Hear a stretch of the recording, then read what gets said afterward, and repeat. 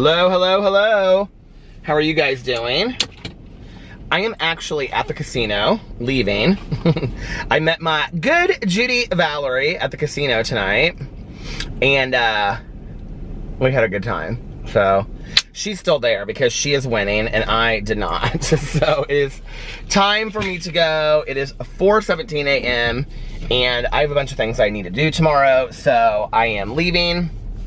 I was gonna stay a little bit longer and then I thought, Peter, just go home. And yeah, and I'm hungry too, so I want to get something to eat before I head home. I don't know if I'm gonna get something and take it home, or it's just really hard for me to drive through anywhere. Like, I'm thinking maybe like hash browns from McDonald's, but I don't know. I'm really hungry for hummus. I haven't had hummus and cheese from the grocery store in quite some time because of being on vacation. So it is so windy outside tonight. I don't know if you can hear it or not, but can you hear that wind? I mean, it's very pretty, but why is the camera so dark tonight? I think sometimes when I wear a brighter shirt, it's like really dark on here, but 71 degrees right now. It is so beautiful. It was like 80 in Indianapolis today, and I'm just loving this weather, and it makes me so much happier to wake up and it just be warmer and stuff, you know, especially on the heels of being on vacation and then to come home and have this kind of weather. You know, it was funny because when I was younger, well, not funny, haha, but funny, interesting. You know, my mom would talk a lot about like seasonal affect disorder, and she wouldn't call it that necessarily, but she would say, you know, she would say like, I just get so down. I mean, my mom suffered from depression anyway, but like clinical depression, but she would say, you know, it's just so much harder for me in the winter when it's like gray out and snowy and stuff, and you know, and then in the spring and in the summer, she was always in such a better mood, and she would say, you know, as you get older, you'll understand. And I don't know if I necessarily think it's an age thing. I mean, I know a lot of younger people that really struggle with it too, but I will say that when I was younger, like, I still love gray, rainy days. I still love snowy days that you can't really do a whole lot in. You know, for me, living in the seasons, that's one of the things that I enjoy, is that, you know, especially in the fall, I like having, like, you know, like rainstorms and blowing leaves and it being kind of dark and gray. It's a fun time to read. It's a fun time to watch scary movies and, you know, make chili dinners and all that kind of stuff. But when it lingers on and on and on and on, it is really hard to be rather motivated, you know, on a day in, day out. And I think especially when you suffer from, you know, issues anyway, like my mom did, I think it makes it even harder. And as I've gotten older, I have to say, like I like a gray, rainy day every once in a while to sit and read and all that kind of stuff. But by and large now, when there's like a day like today, it was just like sunny outside and it was like pretty and it was warm. Like I walked outside and I had on like jeans and this t-shirt, and I was like, this is almost a little, probably should have shorts on. And I mean, I was really warm, and I don't know, I'm so much happier. I'm so much more inspired and motivated on day. Do any of you out there struggle with that? Like, I don't know, I just do so much better when it's like nice outside, you know? So anyway, it was beautiful today, and I woke up and what did I do today when I first got up? Well, I had a bunch of errands I had to go do, and then I went, well, first I got coffee, and then I went and ran a bunch of errands, and then I came back. I had to meet with a sober friend of mine this evening, early evening, and I went and ran errands, and I came back and I filmed some videos for my different channels, and I made a video on my Peterisms video channel that, like, I don't know, it got me really emotional. It was interesting. I didn't expect going into it. Well, it was funny because, like, when I sat down to make the video, it was actually a meditation from Codependent No More, and the meditation was about financial stability. And I thought, this is kind of a boring, you know, video to do on the Peterisms channel.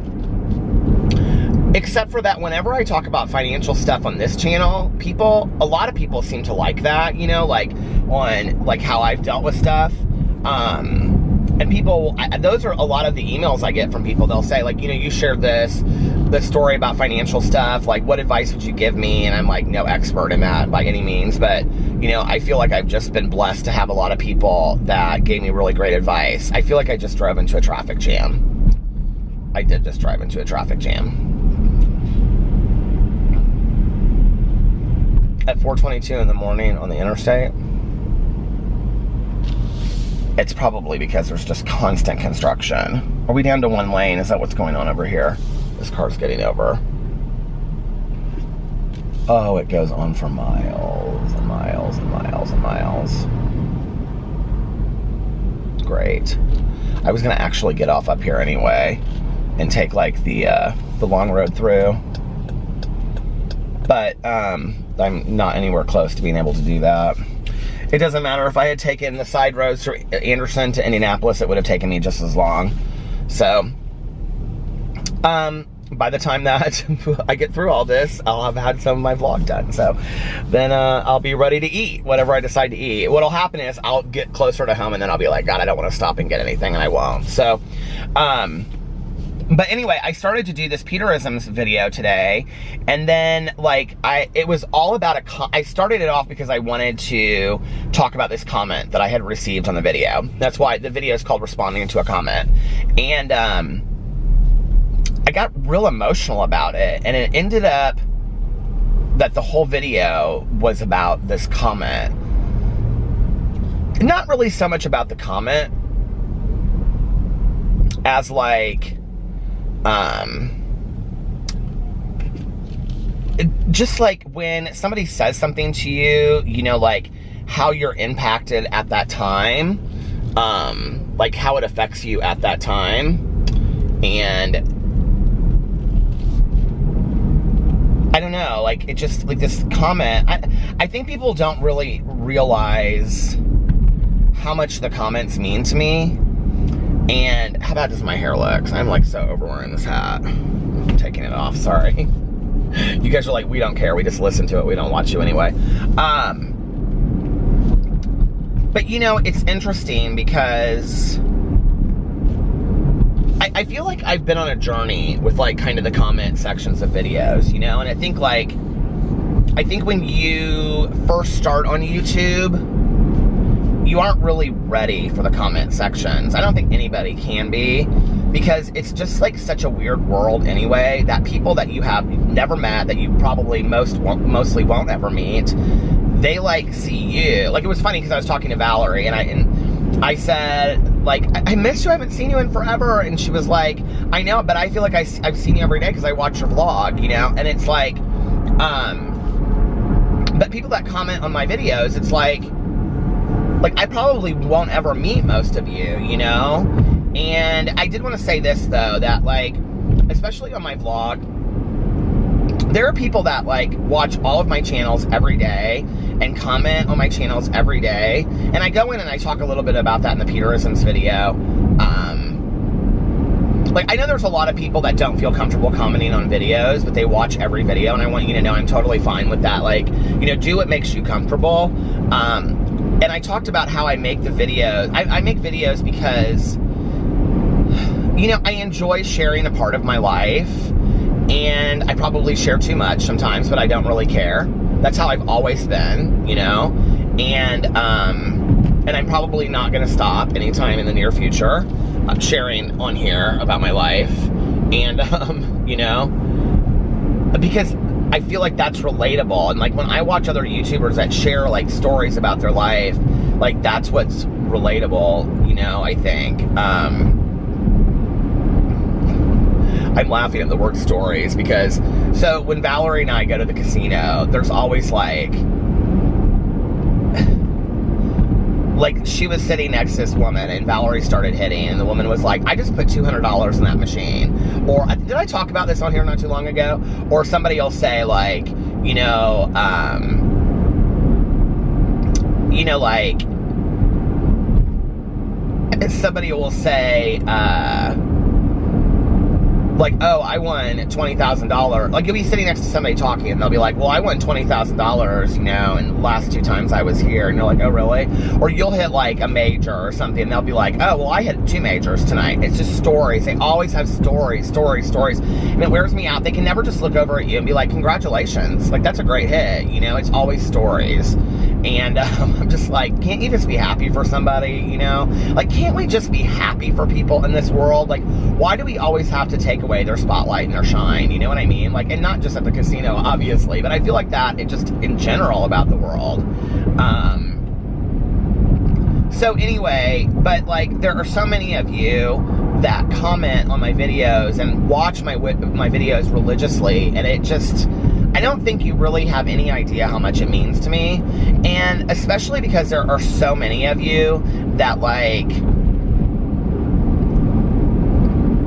I always feel bad like calling specific people out, but there's like some people that always comment, and so like when I see your name with your like your profile little picture, like I know it. And sometimes when you guys change your pictures, like I also know that as well. It's like Lisa like she comments on like almost every one of my videos. Autumn still leaves a blue heart like every video, you know, and she's been doing that from like the very beginning. Tammy responds to every video, and I think like I want you guys to know how important it is to me.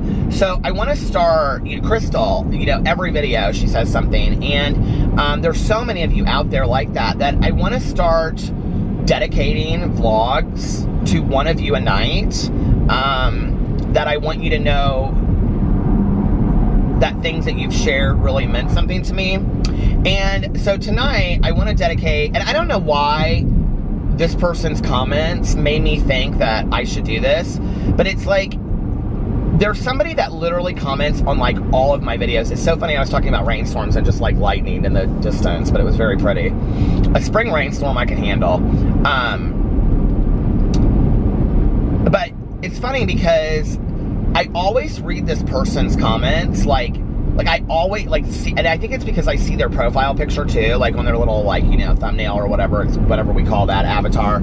And like I always like, I'm like, oh, there she is, you know. And it's like, and she always leaves like paragraphs, right?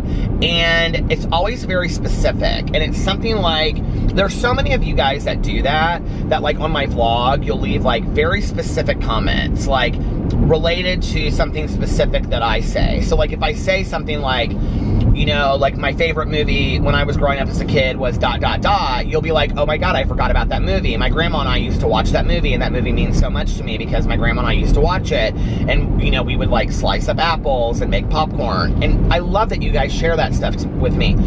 Like, that is the piece of YouTube that like I never in a million years ever believed. Like I couldn't have thought what that was like, because I think until you experience it, you don't really know. And that was what I was saying before, was that before, like, you do YouTube videos, like when people say like, I want to start a channel, like the things I would tell people are not the things that you would expect. Like, and I know how that is, because before I started like getting serious about it, the things I wanted to know were, what kind of camera do I have to have? You know, what kind of software should I use? You know, like, do I need lights? How do you edit? Like, those were the things I wanted to know. Like, how do you build subscribers? You know, because you want people to watch your videos. Like, and I've always said this on my channel. I'm not like a BSer about things. Like, I have very little time in my life for bullshit. Like, I really do. And, the thing is it's like, there's this whole like undercurrent of like, you don't say like, I want subscribers or I want views or I want people, you know, but that's BS, because like, who are we making videos for? Anybody that's making videos is making videos because we want somebody to watch it. So when we get views on our video, that translates into people have watched my videos. When we get subscribers, that translates into people are choosing to stick around and continue to watch our videos. It feels good, okay? Let's just be for real. And for any of us that makes videos, that's what we want. It's like the #1 email I get from people asking about how to like work on their, you know, YouTube channel is people will always say to me like, I've been doing this for quite some time and I just like, my channel's not growing. I don't know what to do. What do you think? I mean, I never know. It's like, hell, I have channels that are losing subs, not gaining. So it's like, you know, I mean, I don't know. Like, I think it just depends a lot of times, you know, like, I think as long as you're doing it because you love to do it, the rest doesn't matter. And, you know, and I've always said, as long as there's 5 people watching my videos, I'll continue to make videos. And that's why I think it's important that you guys know that I do read your comments, and they are so endearing to me, like so endearing. Like, and what's funny is, like, I'll even say to, like, Alex, like, we'll go to dinner and I'll be like, I want to read you this comment that I got, and I'll, like, read it to him, and then we'll talk about some of the comments, you know, and, like, somebody will share something, and he'll be like, oh my God, that's just like my Aunt Jackie, you know, or something like that, like, or, oh, that reminds me of your Aunt Kathy, and we'll share it. So, like, we take your comments and we have conversations about it sometimes, you know, and I just want you guys to know how much that really means to me. So tonight I want to dedicate this vlog, and I know she's going to be surprised because she's nobody that I've ever mentioned in a video before, but she has watched my videos for so long. I think she even watches my booktube channel and comments on it, and that is Sean. And I just want to thank you, Sean, so much, because I had a moment earlier today. She shared something, I think, about grieving. It was either today or I don't know what day it was, but I'm almost positive it was her comment, and it just was so personal, and I was like, you know, like, I don't know, I feel so honored that you guys share personal stuff with me, so thank you, Sean, and I just want you to know that your comments mean the world to me, and I appreciate it. I feel like I know some of you guys by the comments that you leave, and that unity through a video forum and a comment section is just, like, crazy to me, you know. And, like, that's the thing that I would say to somebody that wanted to start a YouTube channel, is the interaction between the viewer and the YouTuber is surreal, and you can't ever be prepared for it, you know. The good, the bad, and the ugly, you know, all of it. And it's surreal. Like, it is really, really surreal. And I feel so blessed to be, like, part of this world. Like, sometimes it just is, like, crazy to me, you know? And that people take, I mean, let's just be for real, an hour out of your day. And even if you watch my vlogs at 2 times speed, which God bless you if you do, because I have to listen to some of my videos back at 2 times speed. Just, I don't watch my vlogs back anymore, but my, you know, like, my other channel, sometimes I'll watch them back at 2 times speed, just to make sure I include pictures, which I always forget, and things like that. And, you know, so Peter Monn at 2 times speed is kind of like the Chipmunks. But for you guys to dedicate an hour of your day, you know, to my life,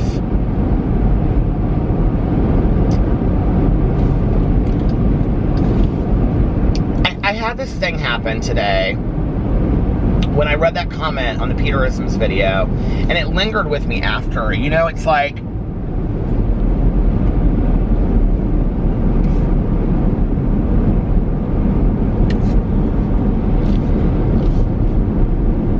I don't want to stay stuck in the past. I just don't, you know? I also don't want to forget it.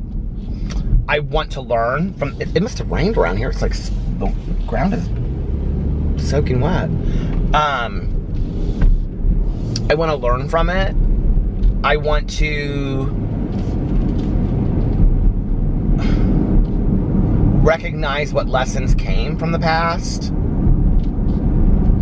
And, you know, in the video today, I brought up, I'm going to get emotional on this video tonight. I know I am. I don't know why. But it just really stuck with me afterwards. I brought up being bullied, you know, when I was growing up. And I used to talk a lot about it when I started my channel, but I don't talk as much about it anymore. And, you know, it's interesting because my counselor, he and I have talked individually a lot about my being bullied. And I feel, like, weirdly blessed. You know, the main bully that I ever had in high school, I would say it was like 9th, 10th, 11th, and 12th grade.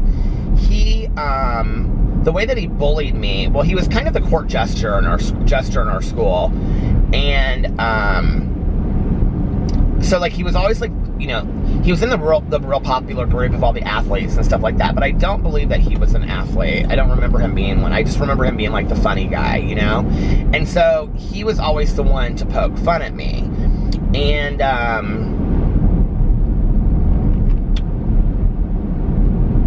well, before I get into this, I just want to say, I think sometimes I don't allow myself to really realize how damaged I was by what I went through. And, you know, it's hard, and I said this in the Peterisms video, because the lessons I've learned from it are so profound that I don't know, looking back, like, that I would take it back. Like, I don't know that, like, it was so hard to go through, you know? If I could have learned those lessons another way, sure. But I almost believe I had to go through what I went through to be who I am today, and to have learned the lessons that I learned. And I think going through situations like that do two things to you. I think they either harden you or they soften you. And I think in my situation, it softened me, and I'm grateful for that. I think it allowed me to be compassionate in a way. You're kidding me. Is this road closed? Oh my God, my luck tonight. Road closed, 2 miles ahead, local traffic only. I cannot believe this. Okay, so now I have to go back the other way and get back on the interstate. This is hilarious tonight, isn't it? This is so pretty in through here, though. This is the little country road that I wanted to go on. But anyway, I think it made me more sensitive. I think it made me more compassionate. I think I wouldn't be that person today had I not gone through that stuff. You know, but I don't want to live in it. Like, you know what I mean? And so when I think about it, I push it down a lot. And any interactions I've had in my adult life that feel similar to that, I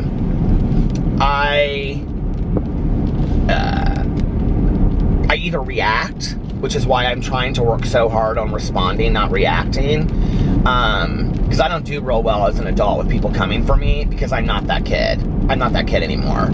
So if you're gonna come at me and you're gonna lie about me, or you're gonna put me down, or you're gonna say things about me, like, my initial reaction inside is I wanna come back at you. And I don't like who I am in that situation, so, like, that's something I've really been working on.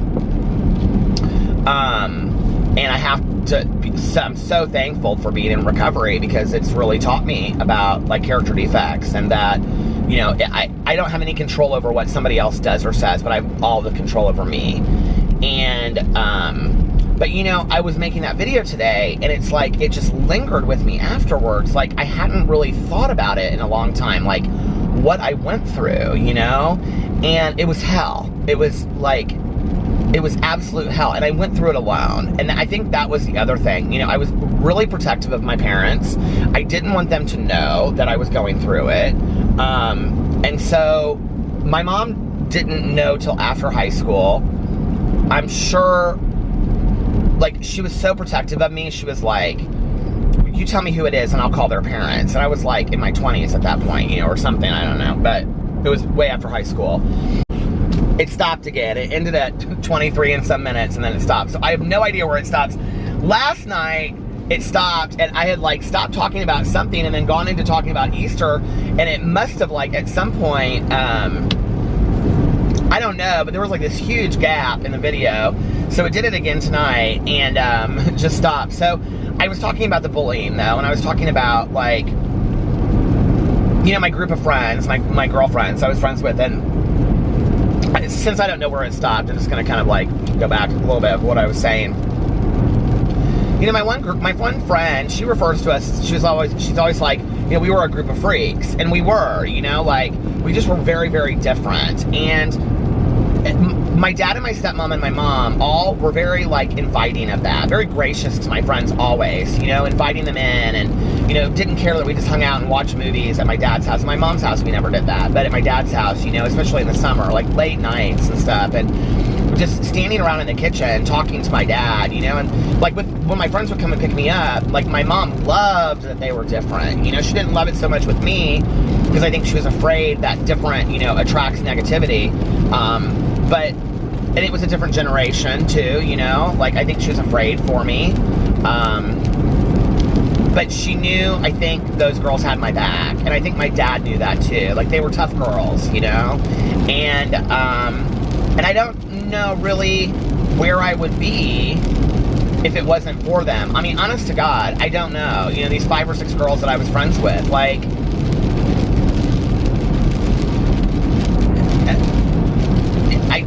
I don't know. Like, I mean, if I hadn't had any friends in high school and I came home and I couldn't have talked about it, like, I don't really know what I would have done, you know? Like, it's really scary to me in retrospect. And, so anyway, I had this main bully, and, you know, like, he was a court jester, and he just was always laughing, and, like, so I'd be sitting at lunch, eating, right, and, like with my, like, one of my girlfriends or something. I always got, like, the worst lunches, so I never had the lunches where it was, like, all of us together. It was always just, like, me and one other person, you know, and so I was just, like, sitting prey, is what I was, you know. And, he would come up with, like, 5 of the football players, and he would start talking to me in, like, a lisp, and he would be like, "Hi, Peter," and he'd be like, "I'm gay, too, do you want to come over to my house tonight?" And I'd be like, "I don't know what you're talking about," because I couldn't say no, because if I said no, I mean, this is the trick, this is the disgusting, like, manipulation that was played on me, right? If I said no, they'd say, "So you are gay." "No, I'm not gay." "Well, you just said that you were." And you have to remember, I wasn't out, and I wasn't even really, like, in my head at that time. Like, I didn't even really want to acknowledge that I was. And, like, my senior year, I had a girlfriend that I, like, really liked, you know? Like, I don't know. My mind was all over the place. You know, I knew, like, in my heart of hearts that I was gay, but, like, I just didn't really, like, want to come to terms with it. I don't know. Like, I always think that I had a really easy coming out story, but I really think in retrospect, my coming out story, the hardest part was coming out to myself. Like, and being okay with the fact that I was gay, you know?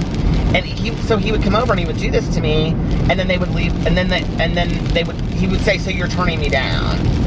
And I'm like, "I don't know what you're talking about." I would just, like, "I don't know what you're talking about. I don't know what you're talking about." Or I wouldn't say anything at all, and it would just continue and continue and continue, and then it would, like, be spotlighted, and then it wasn't just 5 people watching, it was 10, and then it was 20, and then a crowd would gather around, and then my one friend, Shell, she would stand up and she would say, you know, "Get the fuck out of here, dude," like, kind of thing, right? And then he'd be like, "What, you freak chick?" And she'd be like, "Yeah, I am a freak chick, so get out of here, because you're not gonna like what's gonna happen." And that's why what I mean by, I don't know what I would have done. Did you guys hear this rain? I don't know what I would have done without that, because it would have just been me sitting there, you know? And so it was that, day in and day out. And it wasn't just him. I had a lot of them, you know? I had a lot of bullies. I had some that would just walk by and just slam me into the, you know, into the locker. I mean, just really hard slam me in the locker.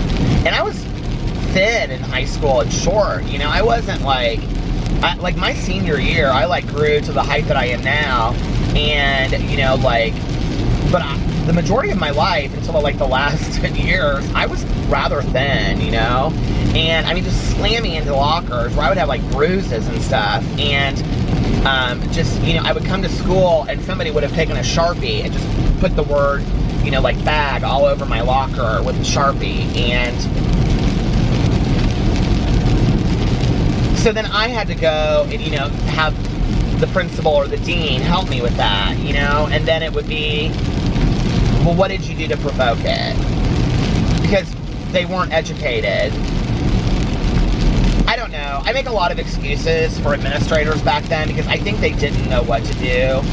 I have this one French teacher. She witnessed a lot of it, and I know she really liked me, and she just didn't know what to do, you know, like, I don't know, but like, to have to go through that, and then have a dean look at you, I'll never forget this dean looking at me, and saying, like, not once, not twice, but 5 or 10 times, what did you do to provoke it? And I'm just sitting there like, and you know, you hear that 3 or 4 times, and then you ask yourself, what did I do to provoke it? Like, did I do something to provoke it? Like, am I doing something? You know, and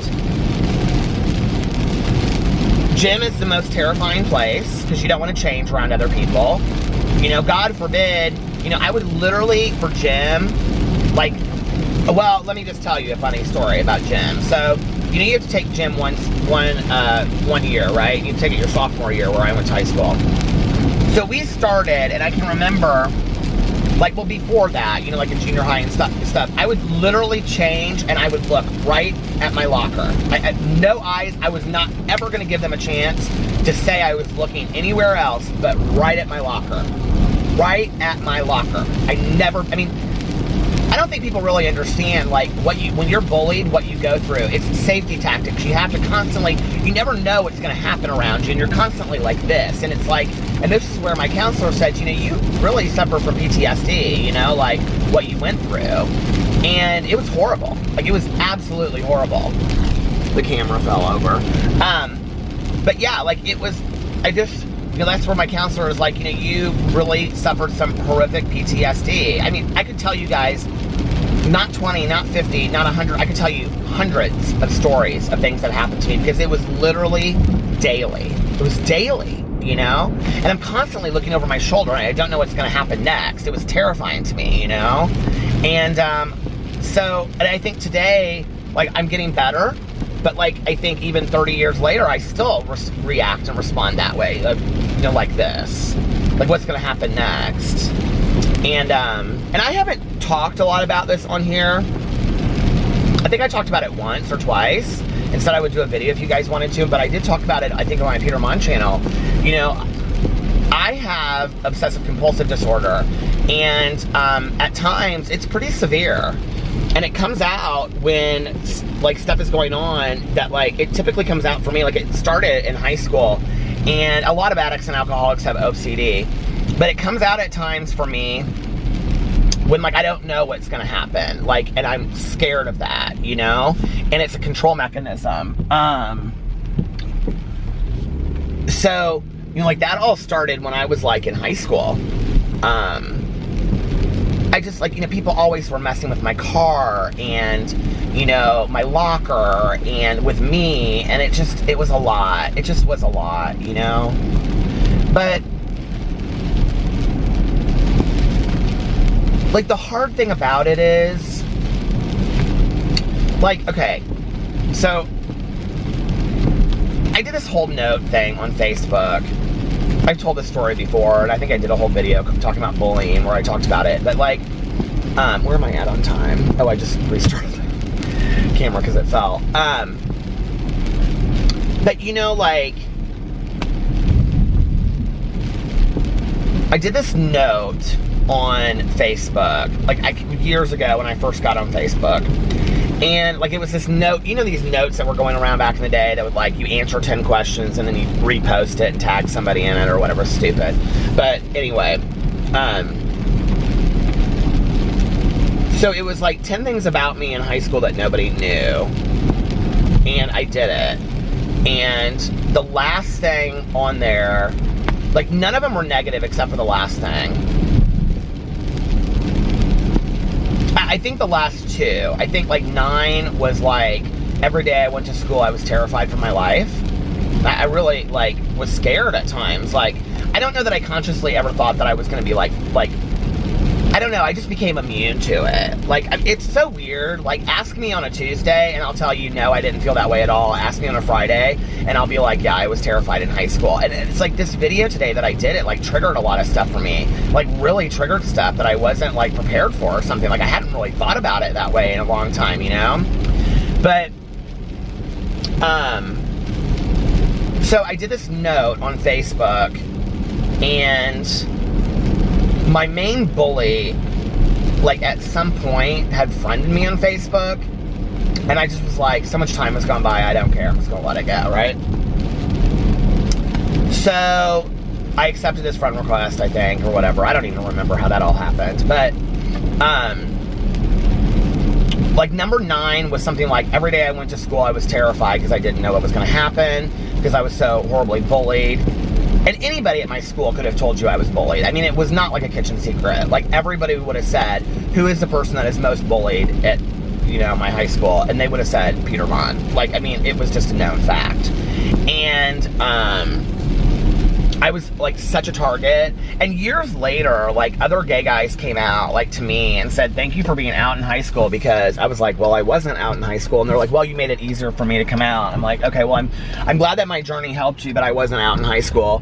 And, you know, like, they would say things to me like, we were afraid to be friends with you, because if we were, we knew that, like, because there were, like, several gay guys in high school that were all friends together. And they were like, we were afraid to be friends with you, because if we were, we knew it would bring us more attention. And I'm like, I wasn't even out in high school. Like, you know what I mean? But, like, and that's where I feel like part of my story has been stolen. Like, they had outed me before I was even okay with it myself, to be out to myself. So when I came out, I felt like my story had already been stolen. Like, you know, like, I don't know, like, I'm real weird with people, like, outing other people. Like, I'm not okay with that at all. And I just think, like, it's not far past all the implications of what we're talking about. Like, you're taking somebody's story. That's theirs, you know? And, I mean, I feel like that about a lot of things, you know? But anyway. So then the 10th thing was, and like, this is so weird. Like, I even thought about this at the time. I don't know. But like I said, I was really protective of my mom, especially. I mean, my dad and my stepmom too, but really my mom. Of ever hearing or seeing that I was bullied in high school. I just didn't want her to ever have to worry or see that. And so my 10th thing on the note was that I was afraid to walk across the stage at graduation, because I was afraid they were all going to yell fag. And then my mom would have to see that. And the reason that I was protective of my mom is not because I think that she would have been surprised, because I don't think that she would have been, and not because I think that she would have been embarrassed, because I know she wouldn't have been embarrassed. I know that. My mother was never embarrassed of me. But because she would have been hurt for me. And, I don't think that's something I wanted my mom to go through.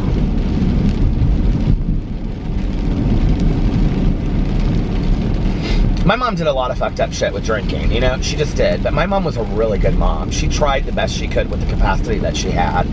And I just never really wanted to bring her any more pain, you know, that she already had in her life. And she had a lot of pain, you know? My mom didn't have an easy life. Her childhood was just horrific at times, you know? And I just didn't want her to worry about me. I just didn't, you know? So,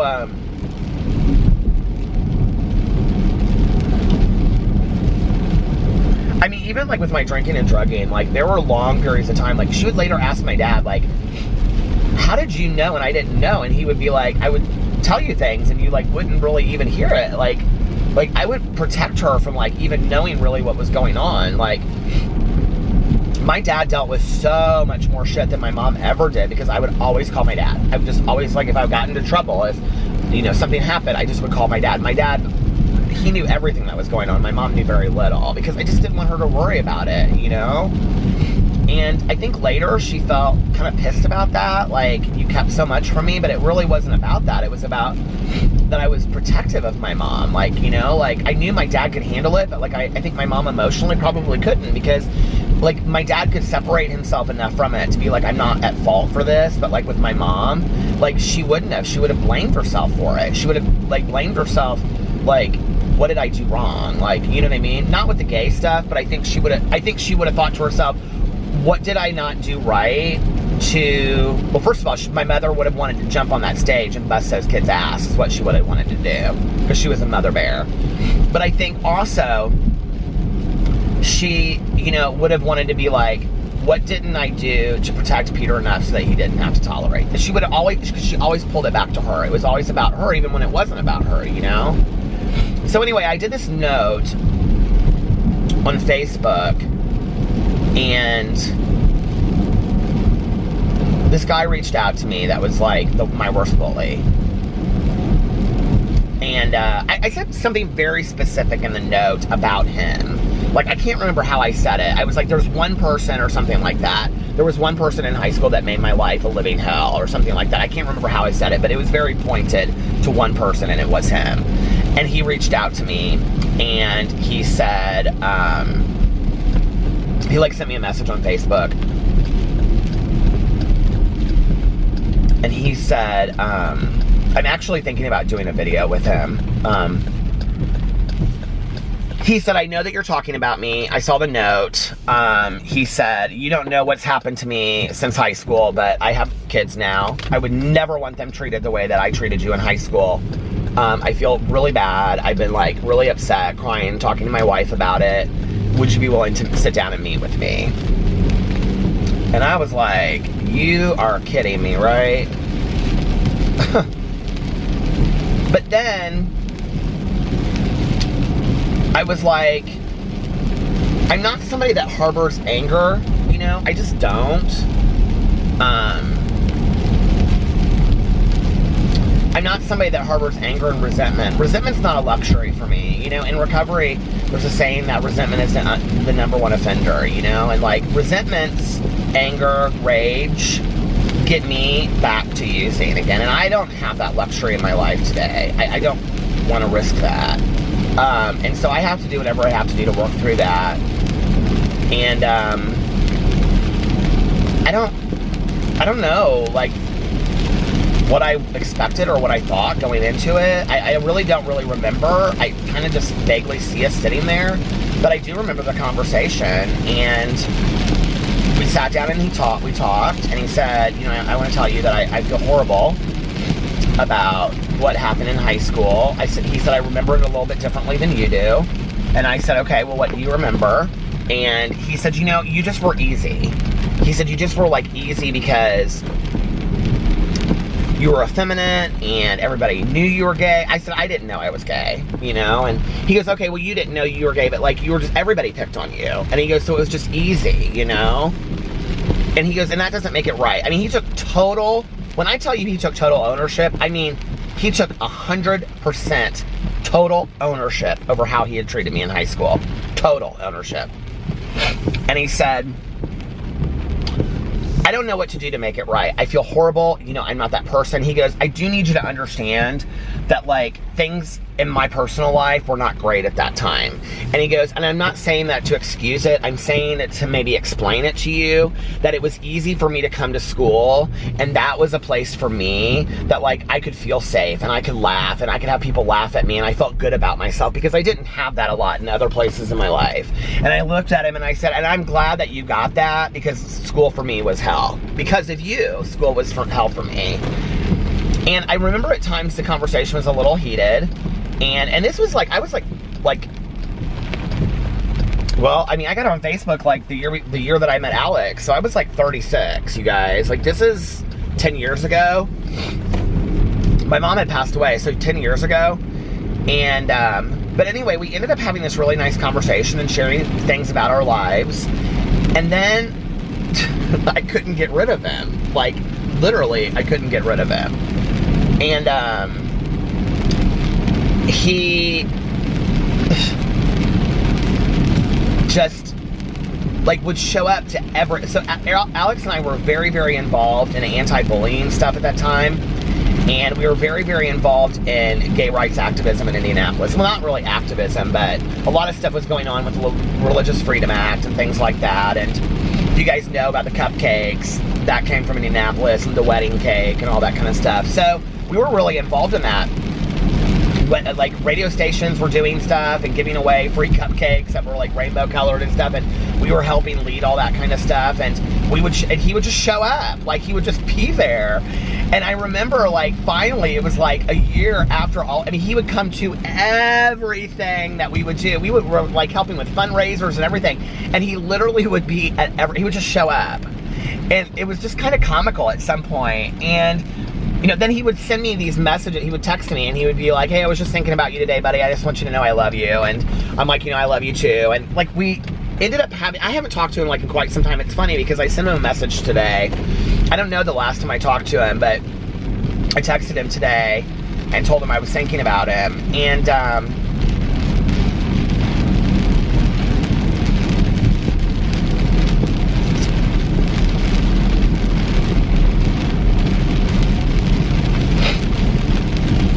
I mean, if you had ever told me that in high school, then I would be texting this guy.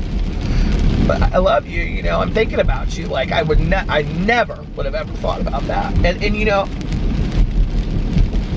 that's because I went through the shit that I did, that I'm able to do that.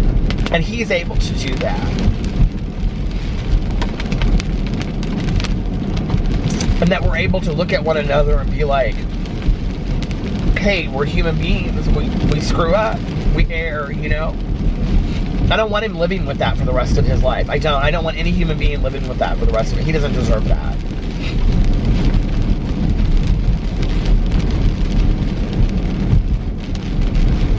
And, you know, he asked me for forgiveness and I forgave him. He knows I won't forget what happened because it had a huge impact on me. It still has a huge impact on me, you know?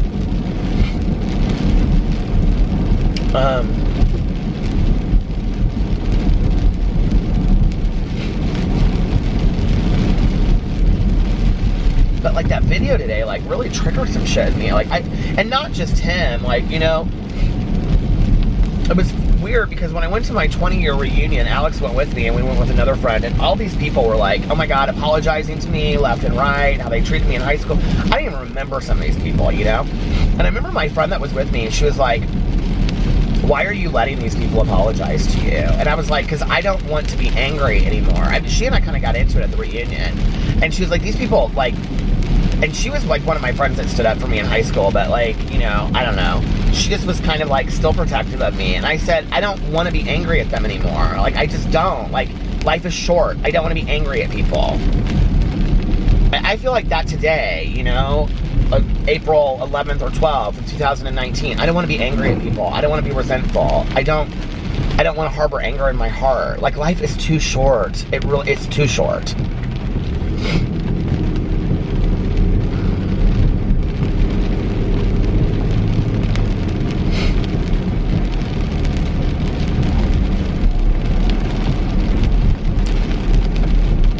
So all these people apologized to me, you know, and I don't even know that I knew what to do with it. I was kind of like floating on cloud 9, you know, that night. But then, you know, there were a couple people that did.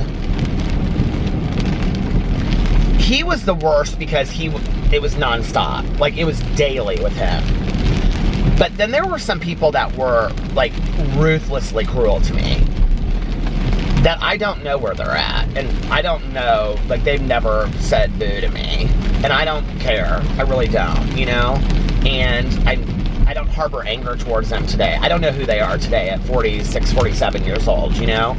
I hope they're a lot different than they were when they were 16 or 17. I hope we all are, you know what I mean? I hope we're all a lot different than we were 6 months ago or a year ago. I know I am. I know I change a hell of a lot on a daily basis. Some for the better, some not so much. But, you know, I think that life is this perpetual journey that we're learning from, and the people that are put in the path are people that we can learn from, and that we can teach as well, and that they can teach us.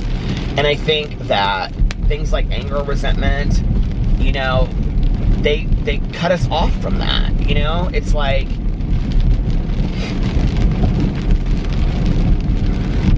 there's this recovery saying, about the sunlight of the spirit, you know? And I remember hearing this lead, and this woman was talking about some, I don't know, speaker lead I got offline somewhere. I heard it online, probably on YouTube or something.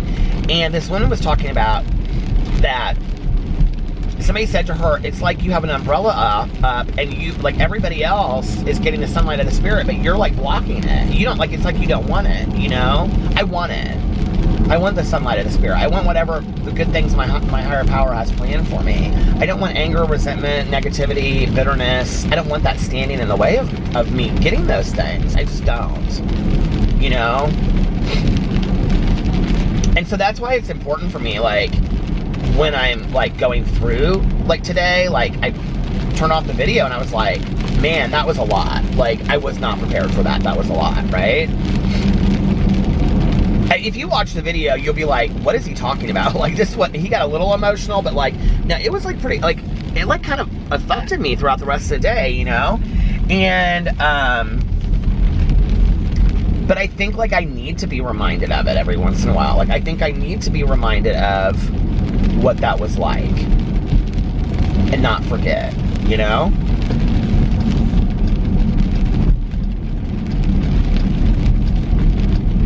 Because I'm a different person as a result of what I went through. And if I forget what I went through, I'll forget who I need to be.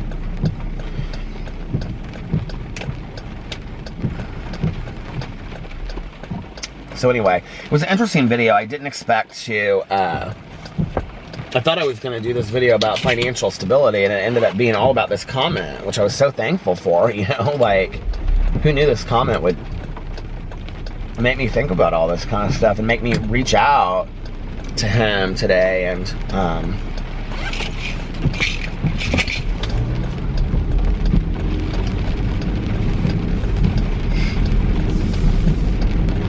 I'd really love to do a video with him. I don't know that he's open to doing that, but I would love to do a video and talk about our experience and show, like, how you work through that, you know, like how you work through, because I think it's love, compassion, understanding, you know?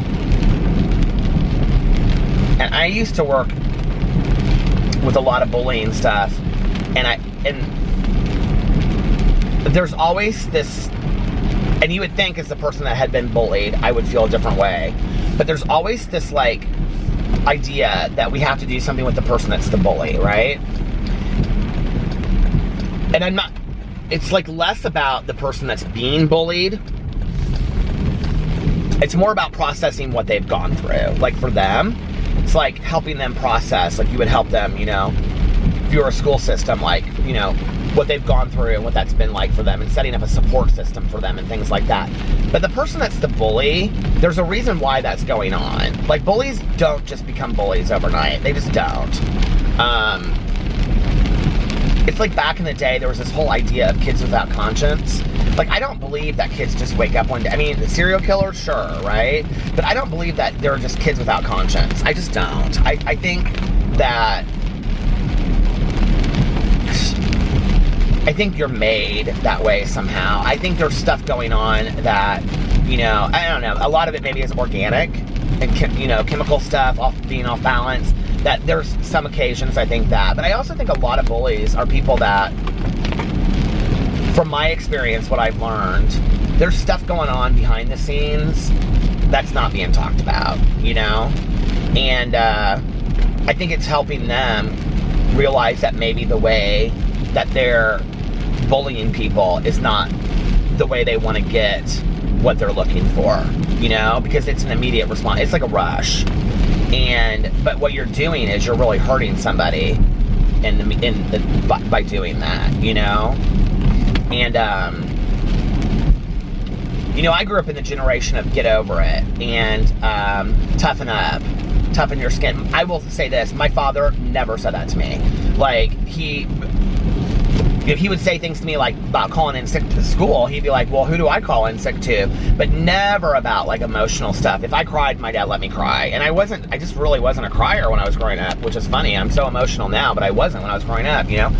But he never said that stuff. But around me, like, that was kind of the message I was always given by school administrators, was like, toughen up, you know? Like, you need, you know, all this kind of stuff. And I think that's like such a bad lesson to give, because really then what you're saying is if you say to somebody that's being bullied, toughen up, what you're implying is it was their fault that they were bullied, right? And the thing is that whether you're bullied once or whether you're bullied, you know, your whole school existence like I was, where I almost become immune to it, it's still terrifying and it has a long-term effect on you.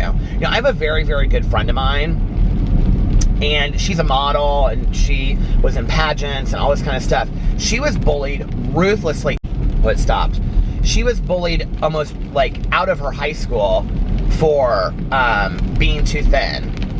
And she just was naturally thin. Like, I mean, I've seen this girl like eat whole pizzas by herself, you know? And like when we sat down and shared our stories, they were so similar. Like so similar, right? And so it's almost kind of like people go to school and it's like, okay, who are we going to pick on today? Like, who's the easiest target, right? And so really it has nothing to do with the person that's being bullied. Nothing whatsoever. None. It has to do with the bully and what's going on with the bully's life and what they're going through and why they're acting out that way. The person they're bullying, just the easiest target, right? So, but what happens in that is that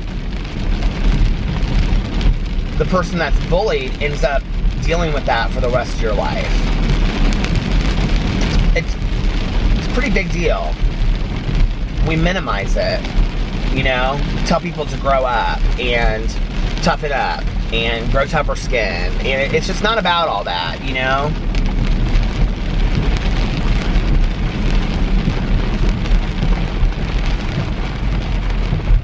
When I would be asked to come and share my experience of being bullied to like school, you know, staff and stuff like that, what was always interesting to me was that the majority of them that were dealing with it were people that had never been bullied to begin with, right?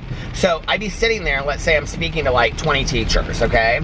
And they'd all be looking at me with just these stone faces. They had no clue what I was talking about. There was like no, and they would even say to me, that does not happen at our school. Like, I mean, the majority of the schools that I spoke to would say, that does not happen at our school. And then there would be that one teacher that would be nodding. And she or he would just, through the whole time I would talk, because they had experienced it.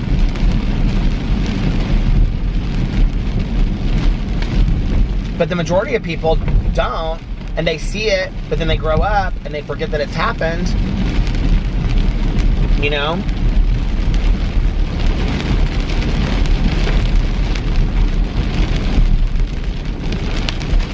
I don't know.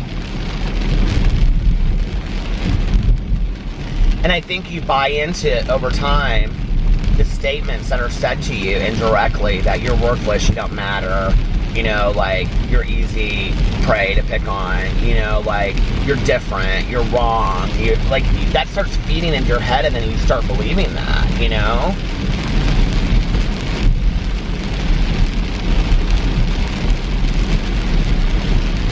I can't believe it's raining so hard.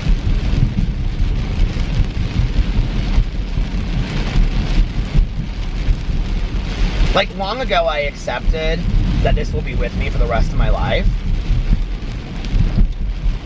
But I also decided that, like, this was when I started doing work with it, you know, and advocacy, that I realized that it was going to be with me for the rest of my life. I could choose to be helpful with it and turn it into something good, or I could allow it to haunt me. And I don't want it to haunt me for the rest of my life. I just don't want it to have control over me for the rest of my life. And part of that for me was forgiving him, you know, and realizing that he's a grown man today that doesn't do those same things, that's asking for my forgiveness. Why would I not grant that to him? Because forgiveness is really about me. It's for me. It's not for him anyway, you know? I'm the one that ends up hurting. I see people on a daily basis that choose to stay so stuck in anger, hatred, resentment, and bitterness. And I think like, I've been there in my life, okay? Like, I think most of us have at one point or another been stuck in that. Who suffers the most When you're a miserable human being and you're angry and bitter and resentful and negative, who does that affect the most? It affects you, right? That's why I don't want to be that today. Because I want to be happy, joyous, and free. I don't want to be, like, angry all the time. You know what I mean? Like, and bitter and negative, and I just don't. Like, it's just... So it's weird. Like, when I look back on all that, I'm like, well, would I take it away and not have gone through it?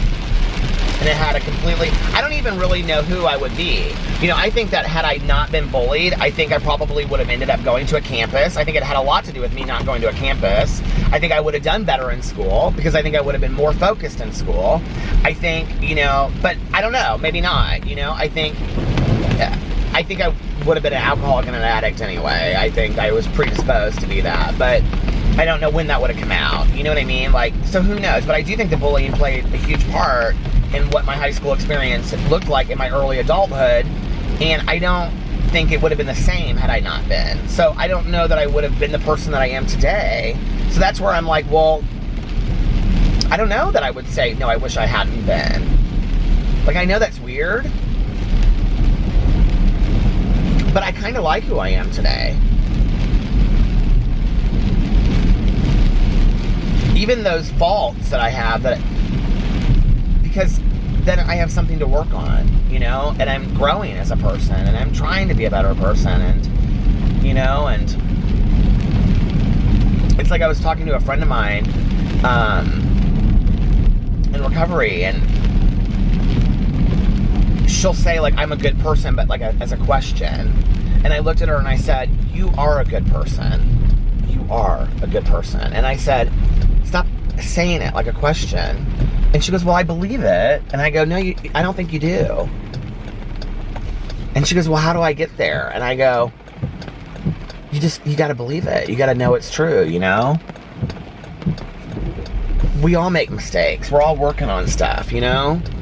We're all trying, I hope that we're trying to be better. I don't know. Maybe there's a lot of people out there that don't want to be better than they are. But I do, you know? I don't want to be stuck, and I just don't. Life is so short. Why would we not enjoy it being the best versions of ourselves that we possibly can be, you know? And that's not easy sometimes.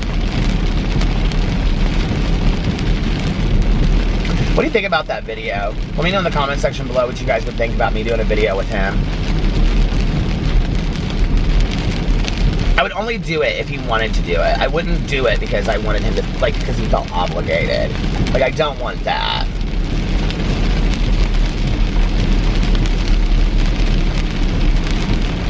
He has kind of a public job, too. Like, I don't really want to, like, set him up for, you know what I mean?